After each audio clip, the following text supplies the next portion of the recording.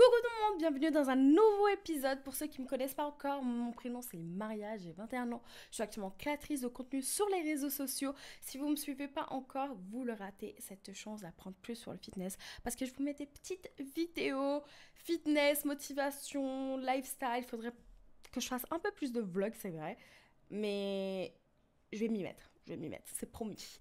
Dans l'épisode aujourd'hui, l'épisode numéro 4, on va parler d'un sujet sensible, un peu triste, vulnérable. Je vais vraiment vous expliquer des choses de ma vie privée que je ne dis pas forcément à mes proches, que je ne dis pas forcément à quelqu'un, mais c'est juste que cet épisode était super important vu que ça vient à peine de m'arriver. Et voilà, je voulais juste ramener un petit peu une sensibilité au niveau de ce sujet pour qu'on comprenne, parce que je viens tout juste d'apprendre ce sujet hier avec mes colocs. Donc voilà. Je suis désolée à ceux que certains mots peuvent blesser, toucher. Si vous vous sentez visé, ce n'est pas du tout mon cas. Vraiment, je ne vise personne. Je parle vraiment dans le cas en général. Vraiment, je ne me permettrai jamais de faire du mal à quelqu'un. Ce n'est pas du tout mon intention. Voilà. On va parler de la maladie du dimanche soir. Qu'est-ce que la maladie du dimanche soir? Pour ceux qui ne connaissent pas, la maladie du dimanche soir, c'est quand tu te sens fatigué, tu as zéro énergie, tu n'as aucune motivation de faire quelque chose et que tu sens triste. Mais c'est souvent le dimanche. Et il y a deux raisons. Soit parce que tu sais que ton week-end, il est fini. Donc tu te dis, ah ça y est, je dois reprendre une semaine de travail. Donc en soi, ça te saoule, ça t'enlève toute ton énergie, tu as envie de rien faire. Soit c'est parce que tu as une semaine super chargée, remplie de plein de choses. Et du coup, le dimanche, c'est le seul jour où tu peux vraiment te poser, te reposer et qu'en fait, tes émotions, elles reprennent le dessus. Tu as passé tellement toute la semaine à cacher tes émotions, tes sentiments, que en fait, elles reprennent le dessus maintenant. Vraiment, ce dimanche soir, c'est là où j'ai vraiment réalisé que j'avais ça. Parce que je me sentais tellement triste, tellement brisée en deux, comme si j'avais le cœur brisé, alors que personne m'a fait du mal, personne m'a blessée, mais comme si je me sentais une solitude profonde, alors que non, ça va, je suis bien entourée, je suis bien dans ma vie, mais en fait, toutes les émotions que j'ai cachées, que j'essaye de cacher, elles reprennent le dessus le dimanche, parce que c'est le seul jour où je suis vraiment posée. Ce dimanche, j'avais juste envie, c'était de me poser devant un film d'amour et pleurer, pleurer, pleurer pendant des heures et dormir. Je voulais juste dormir, être dans mon lit, dans le noir complet, rien faire, parce que j'étais tellement triste, comme si on m'avait brisé, alors que pas du tout. Je voulais juste pleurer toutes les larmes de mon corps. J'ai remis toute ma vie en question ce dimanche. Je me disais, mais en fait, personne ne va vraiment m'aimer pour qui je suis vraiment. C'est bête de dire ça et j'en suis sûre que certains vont se dire mais la meuf elle a que 21 ans, genre elle dit ça. Mais en fait, quand t'as tellement été blessée dans le passé par plein de petits trucs, tu te dis mais est-ce que je mérite vraiment d'être aimée? Est-ce que je mérite vraiment qu'on m'aime vraiment pour qui je suis et pas pour qui je ne suis pas? En fait, c'est comme si toutes les blessures que j'avais accumulées, elles refont surface.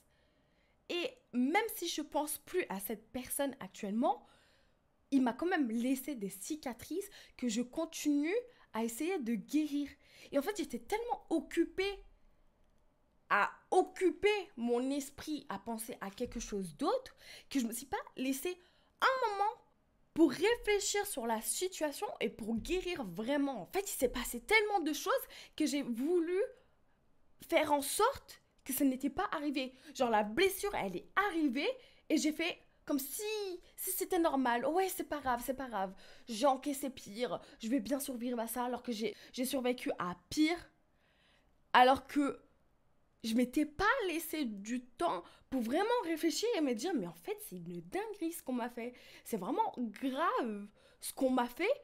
Mais sur le moment, je n'ai eu aucune réaction parce que je ne savais pas, j'étais encore en état de choc, j'étais en état d'incompréhension. Je me disais, mais non, ça c'est pas possible, ça n'est pas arrivé à moi.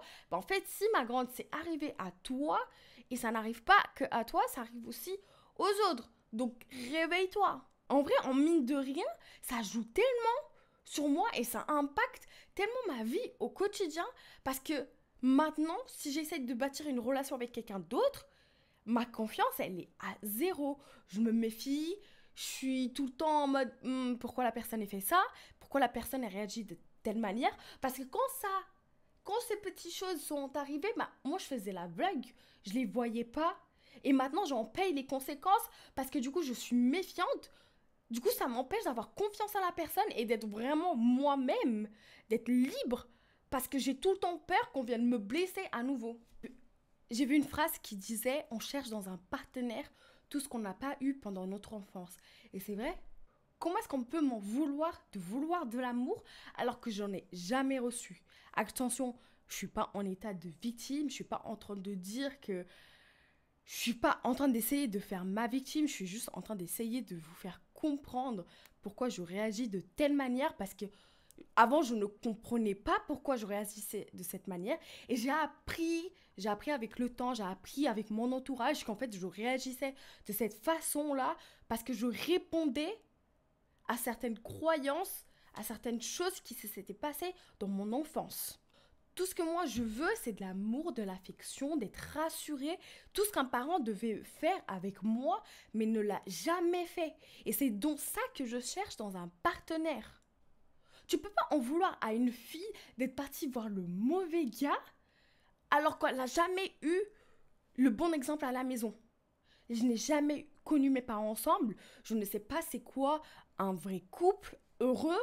Je ne sais pas du tout c'est quoi le vrai exemple paternel parce que je ne l'ai jamais eu. J'ai longtemps cherché à avoir l'attention de mon père que je l'ai jamais eu.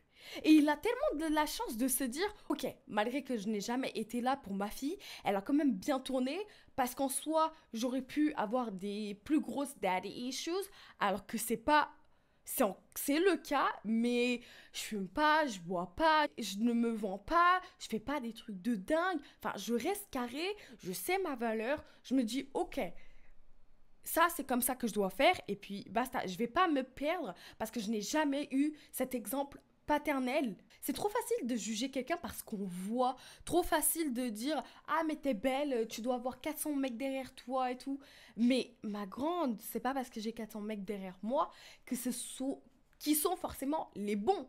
Parce qu'en soi, la plupart du temps, ils sont pas vraiment, ils ont pas des intentions très correctes envers moi. En fait, on se rend pas compte à quel point c'est trop dur de tout faire par soi-même. Depuis mes 18 ans, j'habite toute seule, je paye mes factures. Depuis mes 18 ans, je paye tout. En fait, c'est une charge mentale, mais tellement constante tout le temps. Elle est grande, cette charge mentale, qu'on sait qu'on a personne sur qui compter. En fait, si demain je tombe, bah, je dois me relever toute seule. Je n'ai pas de parents qui vont m'aider, je n'ai pas mes proches qui vont m'aider, entre guillemets. Enfin, je suis par moi-même. Et en fait, on se rend pas compte à quel point c'est dur de tout faire. Tu es obligé de trouver un job, faire des études à côté, avoir une vie sociale, faire tes projets personnels, aussi faire du sport parce que bon, c'est bon pour la santé, donc tu es obligé d'être en forme. Et en plus de ça, tu es obligé de guérir tes traumas, de vouloir guérir les choses qui te blessent le plus. Et en fait, on se rend pas compte à quel point c'est dur de devoir tout gérer toute seule et d'avoir personne à ses côtés. Et c'est comme si tout était beau de l'extérieur, mais à l'intérieur, c'est pas du tout beau. Tu me vois sur les réseaux, je fais trop la meuf, je suis tout le temps heureuse, joyeuse, etc. Mais tu sais pas comment je suis, dans quels états je suis les dimanches soirs, quand j'ai juste envie de pleurer dans ma chambre et j'ai juste envie de verser toutes les larmes qui sortent de mon corps par des petits trucs qui sont arrivés dans le passé et que je n'ai pas pris le temps de vraiment les guérir. Il y a plein de traumas, d'histoires dont j'ai déjà guéri. Par exemple, il y a un an, je travaillais sur ma solitude, je me sentais très seule et j'avais dit, je n'ai pas besoin d'amour d'un mec, j'ai besoin d'amour d'un parent. Parce que c'est vrai, je n'ai pas reçu l'amour de mes parents. Du coup, je le cherchais à tout prix. Malgré que je les ai pardonnés, je suis encore en train de payer les conséquences de leurs actes, en fait. C'est ça le problème. C'est qu'ils ne se rendaient pas compte à quel point ils me faisaient du mal, même si eux, ils pensaient que c'était pour mon bien. En fait, c'était pas du tout pour mon bien, c'était pour leur bien à eux, personnellement. Mais je peux pas leur en vouloir parce que maintenant, c'est du passé. Eux aussi, ils avaient des traumas dont ils n'ont jamais guéri de leur enfance. Et ça a eu des répercussions sur nous, sur les enfants, en fait. Et c'est justement à moi de briser cette chaîne, de ce cycle de cette vie, et de me dire mes enfants ils connaîtront jamais ça, parce que je vais faire en sorte de guérir mes traumas pendant toute ma vingtaine, et une fois que je suis prête à être mère, je serai la meilleure mère possible, je ferai de mon meilleur, et jamais je mettrai mes traumas sur mes enfants, parce que j'ai connu ça toute mon enfance et j'ai pas envie de le faire. En fait, je passe toute la semaine à mettre tout en place, à travailler sur mes projets, à travailler sur mon travail.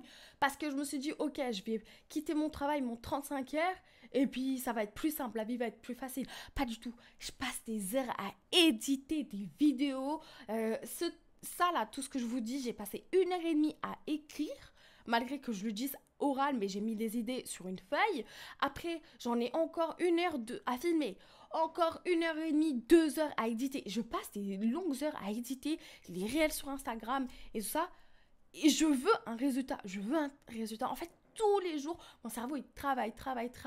Je fais tout le temps des choses. Bon, je suis pas à la salle, j'en suis sûre que oui. En fait, on se rend pas compte à quel point être créateur de contenu is a full-time job too. Parce que tu passes des heures et des heures à faire des montages, à éditer, à envoyer des messages et à répondre aux commentaires, etc. Du tout, je me plains vraiment pas du tout. J'adore ce que je fais. Mais quand j'en ai parlé avec ma copine Morgane, elle me disait que, ouais, elle aussi, elle le ressent. Elle pense tout le temps à ça. Elle pense tout le temps à la prochaine vidéo qu'elle va sortir. Elle pense tout le temps à tout ce qu'elle va faire après. Et en fait, il n'y a pas de pause vraiment, comme un 35 heures où on peut se reposer. Là, t'es en train de faire pour toi, pour tes buts dans ta vie, t'es en train d'avancer. Du coup, je me laisse pas de repos parce que dans ma tête, c'est H24, H24, H24. Et se filmer à la salle. Moi, ma séance qui dure 1 heure et demie, quand je filme, elle dure 3 heures. C'est long, ça prend du temps, j'y reste longtemps en plus parce que j'essaye tout le temps d'innover, tout le temps d'avoir des nouvelles idées. Comme je vous ai dit, je suis pas du tout en train de me plaindre. Je vous dis juste que je passe des longues heures à travailler sur mes projets, à faire plein de choses en même temps. Donc c'est vrai que ça te fatigue, ça te rajoute une charge mentale encore plus. Donc je finis par m'oublier en fait. Je finis par oublier ce que je mérite. En fait, je deviens folle à cause de toute la surcharge mentale. Parce que la semaine dernière, je suis en train de faire l'événement. D'ailleurs, si vous ne savez pas pour l'événement, vous êtes invités. It's a girl event. C'est tellement fatigant de devoir tout gérer toute seule. Et puis, il y a cette pression aussi des réseaux sociaux. Par exemple, j'ouvre les réseaux. Comment il est devenu millionnaire à 21 ans? Comment il est devenu CEO à 18 ans? J'ouvre mes mails. Je vois quoi? Oh, regarde comment Noémie fait 1 000 € par jour. Noémie, c'est bien si tu fais 1 000 € par jour. Bravo pour toi. Mais en fait, c'est ça le truc que je me suis dit, c'est que je peux pas me comparer à ces gens-là alors que j'ai plein de charges. Peut-être que eux, ils habitent chez leurs parents, ils ne payent pas de bouffe, ils ne payent pas de loyer, ils ne payent rien. J'ai 1 000 € de charges par mois, minimum. Vous savez ce que je peux faire avec 1 000 €? Mais j'ouvre un business. Je peux faire plein de trucs avec 1 000 €. Mais non, je suis obligée de mettre cet argent-là pour moi-même. Mais j'ai fait mon choix. J'en suis là aujourd'hui. C'est à cause de mes choix. J'aurais pu être dans une meilleure situation et j'aurais pu être aussi dans une pire situation. Je peux pas m'en vouloir d'avoir fait les choix parce que je les ai fait. Les choix quand je pensais que c'était le meilleur pour moi. Quand j'ai quitté la maison de mes parents, je savais, c'est parce que je ne pouvais plus vivre avec eux, que la charge mentale qui me mettait dans la tête, elle allait être encore pire que celle que j'ai déjà actuellement. Je préfère être dans un chez moi où je fais qu'est-ce que je veux, quand je veux. J'ai pas envie de ranger la vaisselle, je ne range pas la vaisselle, je n'ai pas envie de ranger ma chambre. Je ne rangerai pas ma chambre que d'avoir des parents qui mettent tout le temps la pression sur moi. Déjà, quand ils me demandent des choses, oui, t'en es où avec tes études, t'en es où avec ça? Ça me met tellement de pression, genre, j'ai envie de vous dire, mais je vais réussir dans ma vie, crois-moi, juste aie patience.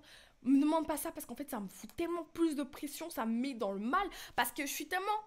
En fait, les dimanches, je suis tellement triste par rapport au passé et je suis anxieuse aussi par rapport au futur. En fait, je ne vis pas le moment présent, je ne vis pas... En fait, c'est ça le problème. C'est que je dois apprendre, là, je dois vraiment travailler sur ça, à vivre dans le moment présent et à être reconnaissante. Je suis tout le temps là, oh, je pourrais avoir ça de mieux, je pourrais faire ça de mieux, je pourrais attendre ça de mieux. Non, ma grande, mais qu'est-ce... Regarde déjà ce que t'as. T'as une maison, je travaille, j'ai de la nourriture dans mon frigo, j'ai un toit, j'ai un lit, j'ai une chambre incroyable. Enfin, je suis bien entourée, je peux me permettre de faire des choses. Enfin, je devrais être reconnaissante. Et au lieu de ça, c'est comme si je voulais toujours plus, toujours plus, toujours plus. Et là, vraiment, Dieu, cette année, il m'a mis à l'épreuve pour être patiente. Parce que j'avais tellement visualisé mon année différemment. Je peux pas dire mieux parce qu'elle est déjà très bien mon année. Mais je voyais tellement plus grand pour moi cette année qu'il est en train de me dire, hé, ma grande, patiente, patience, ça va arriver, ton tour il va arriver, arrête de vouloir tout trop vite. Et ça, vraiment, le fait de vouloir tout trop vite, c'est par tout ce que je consomme. Par mes vidéos YouTube, par mes vidéos sur Insta, sur les réels, c'est tout le temps, oh, in 5 years, in 5 years, in 5 years, oh, slow down. Genre, ton chemin, peut-être qu'il prendra plus de temps que le sien. Et c'est pas grave, c'est quoi qui est mal en fait là-dedans? Tu prends peut-être 3 ans de plus, mais tu vas y arriver. Parce que je suis convaincue à 100% que je vais y arriver et je vais mettre tous mes efforts. Et je vous jure que si j'arrive pas, je me tire une balle. C'est hors de question. Là, déjà, c'est trop tard parce que je pars, donc je vais le faire. Et en plus de ça, chacun a sa vision.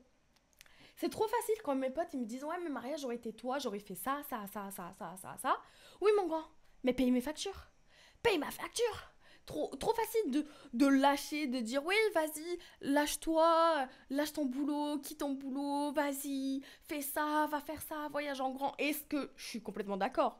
Parce que je suis vraiment un état d'esprit vraiment libre. Vas-y, fais-le, t'as envie de le faire, tu le fais, c'est le mieux pour toi. Mais faut aussi prendre en compte la vie vraiment de quelqu'un. Je peux pas dire à quelqu'un ouais vas-y, quitte ton boulot, alors que par derrière, il a un appart à payer, il a ça à payer, euh, il a plein d'autres trucs. Et franchement, on se rend pas compte, mais les femmes, on est tellement fortes. On est tellement fortes. On a des putains d'hormones qui nous changent tout le temps. Nos émotions, nos sentiments. Un jour, on est triste, un jour, on est contente. Un jour, on a plus de force. L'autre jour, on n'a aucune force. Et en fait, on nous met tellement cette pression de non, montre pas tes sentiments, montre pas que t'es triste, montre pas que tu fais ça, que tu fais ça. En fait, on nous prive de nous montrer, alors que c'est beau. C'est beau avoir des sentiments. C'est beau de ressentir des choses. Arrêtez de vouloir nous faire passer par quelqu'un d'autre qu'on n'est pas. Et c'est pareil pour les mecs. Pourquoi on dit tout le temps aux mecs, oui, pleure pas, sinon t'es pas un bonhomme. Oui, les bonhommes, ça pleure pas et tout. Mais laissez-le. Laissez-les ressentir. Comme nous, on sent, eux aussi, ils ressentent des sentiments. Vraiment, depuis ce dimanche, je suis tellement sensible et irritée. C'est dû à mes hormones, hein, dans tous les cas. Vraiment, les filles, apprenez vos hormones, comment est-ce qu'elles fonctionnent, vos cycles. C'est tellement important de savoir. Et pour les garçons, pareil, si vous avez une copine, juste apprenez parce que vraiment, nos émotions, elles jouent énormément dû à nos hormones. Par exemple, Aujourd'hui, j'ai eu un rendez-vous ce matin à la clinique pour ma jambe. En fait, ça fait 1 mois et demi que j'attends pour faire une infiltration à ma jambe parce que je m'étais déchiré le muscle. Donc, et en ce moment, elle me fait vachement mal. Vachement mal. Donc, ça fait 1 mois et demi que j'attends ce rendez-vous. J'arrive au rendez-vous. Elle me dit qu'ils ne le font pas dans cette clinique-là, que c'était dans une autre clinique. Et je lui dis, mais madame, ça fait 1 mois et demi que j'attends. 1 mois et demi. Je commence à pleurer. Pleurer. Pleurer. Pleurer. Mais en fait, pleurer de désespoir, de fatigue, de tristesse. En fait, tout ce que je n'avais pas pleuré dimanche, c'est venu là devant la dame. Et Dieu sait à quel point je déteste pleurer, surtout devant les gens, mais la honte. Mais en fait, j'arrivais pas à contrôler mes larmes. Mais j'étais dans une clinique à l'accueil en train de pleurer, pleurer, pleurer, pleurer. J'ai écouté, c'est pas contre vous. Je suis juste très sensible là aujourd'hui et je suis fatiguée de courir à droite et à gauche parce que ces rendez-vous ne sont pas là où j'habite, ils sont tellement loin que je lui ai dit, mais en fait, c'est pas possible. Et là, elle me dit, oui, le prochain rendez-vous, il est le 28 août. Là, je continue à pleurer. Là, je me suis dit, c'est pas possible. J'appelle ma mère, je dis, maman, genre, c'est pas possible. C'est pas du tout possible. Je dis, mais j'en étais sûre. En plus, vous savez, le matin, il y avait cet instinct, je me suis dit, non, je vais pas passer. Je vais pas passer, c'est sûr. C'est sûr, ils vont me dire quelque chose. Parce que vous voyez, ils aiment trop dire quelque chose quand tu vas à un rendez-vous. Ah oui, vous avez oublié votre ordonnance, vous avez oublié ci. Là, je me suis dit, non, le monde, il est contre moi, c'est pas possible. En fait, ce que j'ai vraiment appris, c'est d'écouter mon corps. Si j'ai envie de passer une journée au lit, je vais commencer à passer mes journées au lit. Parce que j'ai tellement bataillé toute la semaine que j'ai besoin de ce repos pour me sentir mieux. Si j'ai envie de manger un putain de gros pot de Ben et Jerry, je vais manger le Ben et Jerry en entier. Si j'ai envie. Et il n'y a que moi qui va décider de ça et personne d'autre. En fait, si tu as envie de te vider l'esprit, mais vas-y. Mais en fait, il faut que tu te rendes compte que tu peux pas non plus laisser ça devenir une habitude. Parce qu'en fait, si la tristesse, elle reprend le dessus de tes émotions, en fait, ça peut se transformer en dépression et t'as pas envie que la dépression, elle contrôle ta vie. Pour ceux qui peut-être se disent, ah, qu'est-ce qu'elle en parle, elle y connaît rien, etc. Je vous, j'ai été dans ce cas-là et je m'en suis en sortie parce que dans ma tête, je me suis dit, je vais réussir. Je vais réussir à sortir. Il faut que je réussisse à sortir par moi-même dans ma tête. J'ai essayé d'être plus forte que mes émotions, que mon cœur, ma tête, elle devait reprendre le dessus comparé à tout ce que je ressentais. Oublie pas tes projets, oublie pas pourquoi tu fais tout ça. Et vraiment, si tu vois que la tristesse, elle devient quotidienne, n'hésite pas à en parler à quelqu'un. Vraiment, mon plus grand regret, c'est vraiment d'avoir arrêté de voir une psy parce que ça me faisait du bien d'en parler à quelqu'un d'autre que mes copines. Parce que j'ai pas envie d'en parler à mes copines parce que j'ai peur de me sentir jugée, incomprise et j'ai un peu la honte par peur qu'elles se disent mais pourquoi elle nous parle encore de ça alors que là je paye quelqu'un pour m'écouter sur mes problèmes et si j'ai envie de dire la même chose pendant 3 semaines, bah elle va me dire encore ces trucs pendant les 3 semaines à venir. Et même si je sais qu'après cet épisode, elles vont m'envoyer un message, elles vont me dire oui mais Maria, j'espère que tu vas bien, pourquoi tu nous en parles pas, etc. En fait, je ne fais pas du tout cette vidéo pour faire de la peine, mais plutôt pour vous dire que vous n'êtes pas seul. Parce que j'en suis sûre que moi je me ressens comme ça, mais il y a plein d'autres filles qui ressentent aussi comme ça. Et en fait, cette vidéo, c'est plus un warning de la santé mentale, que vous vous rendez compte que c'est important. Vous ne vous ressentez pas ces émotions pour rien. Il y a des choses encore, plein de traumas, chacun ses traumas différents qui doivent guérir. Moi, je me sens comme ça, mais peut-être que toi, tes traumas, ils seront différents. Moi, mes traumas, c'est par rapport à mes parents, par rapport à une blessure amoureuse, et aussi par rapport à ma solitude. Dans ma solitude, j'ai vraiment réussi à travailler sur ça. Et depuis que je suis à Lyon, je n'ai plus jamais ressenti ça. Et malheureusement, depuis 2-3 mois maintenant, c'est la déception amoureuse. Déception amoureuse, oula, c'est un très grand mot. Une petite blessure amoureuse qui me fait plus du mal que quelque chose d'autre. Pareil, je n'ai pas encore sorti ma vidéo sur Afro Nation, mais il y a un truc qui s'est passé à Afro Nation. Et ça m'a tellement... Waouh, ça m'a tellement choquée, ça m'a tellement fait du mal que sur le moment, je n'ai pas vraiment réagi. Je pensais que c'était normal. Et en fait, c'est maintenant que je me rends compte que c'est pas du tout normal. Et ça a impacté mes réactions maintenant. Vraiment, si vous vous sentez comme ça, tout ce que je peux vous conseiller, c'est vraiment de prendre le dimanche comme jour de repos. Faites un spa day, prenez soin de vous. Faites un masque pour les cheveux, un masque pour le visage, un masque pour les pieds, pour les mains, tout ce que vous voulez. Regardez un film, posez-vous, mangez une glace, mangez une crêpe, tout ce que vous aimez et juste prenez soin de vous et de votre santé. C'est tellement important, n'oubliez pas vous-même. Parce qu'en fait, à la fin de compte, c'est vous le plus important. C'est vous qui allez dormir le soir en pensant à tout ce que vous avez fait de la journée. Il y a tellement cette charge, cette pression au quotidien et il faut que vous relâchiez la pression, sinon vous n'allez pas arriver en fait. Et si vous pouvez passer un petit week-end ailleurs, un petit week-end entre copines, allez-y. Moi, je sais que j'ai besoin d'être toute seule. Parce que même voir du monde, ça me demande trop une charge mentale. Et malgré que j'adore être avec mes copines, ça me demande vraiment une charge mentale de réfléchir, d'y aller, de me préparer, de me mettre belle, d'y aller en fait, tout court. Alors que j'adore être avec mes copines, je passe du temps, mais même FaceTime quelqu'un, même être au téléphone avec quelqu'un, ça me demande une grande charge mentale que je ne peux pas. Je ne peux pas, j'ai déjà trop de trucs en tête pour me dire, ah, ce week-end je t'appelle, ce week-end ça. Vraiment, ne le prenez pas du tout mal si je ne vous appelle pas, si parfois je vous envoie pas de message. C'est vraiment parce que j'arrive pas, j'ai trop de trucs en tête pour y penser. Comme je t'ai dit plus tôt dans l'épisode, vraiment si tu vois que la douleur, elle devient quotidienne, vraiment consulte quelqu'un.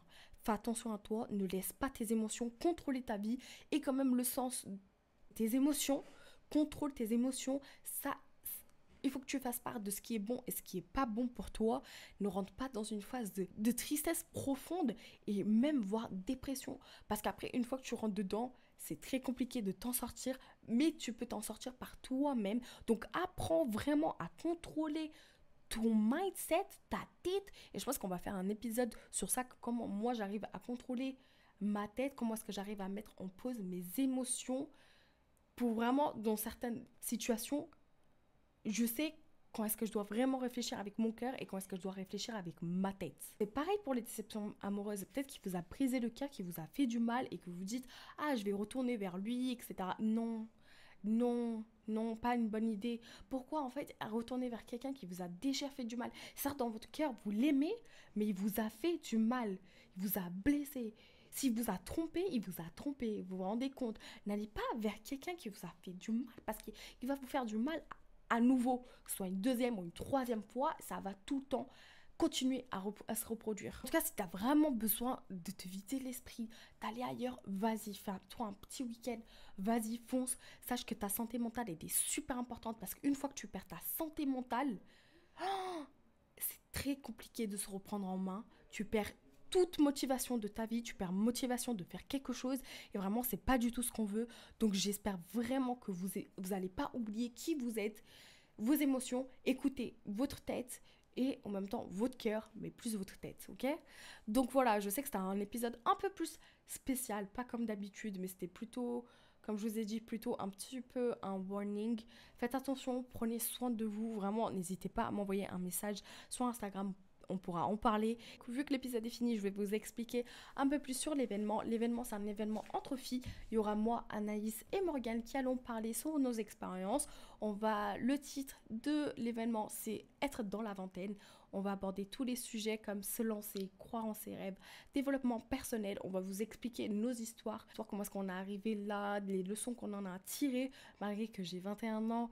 Et qu'en fait on soit toute jeune, on a quand même tiré pas mal de leçons. Donc ça va être cool, c'est un événement à Lyon qui va se passer le 7 septembre. Ça va être super bien, on va bien profiter ensemble. Ça va être un moment rigolo, il y aura des petites activités aussi, un petit concours. Donc je vous invite tous à venir, enfin toutes, pardon, à venir. Donc voilà, n'hésitez pas à m'envoyer un petit message sur Instagram si vous avez des petits retours, ça me ferait énormément plaisir. Je vous fais des très gros bisous et je vous dis à bientôt. C'est pour bientôt, Maya.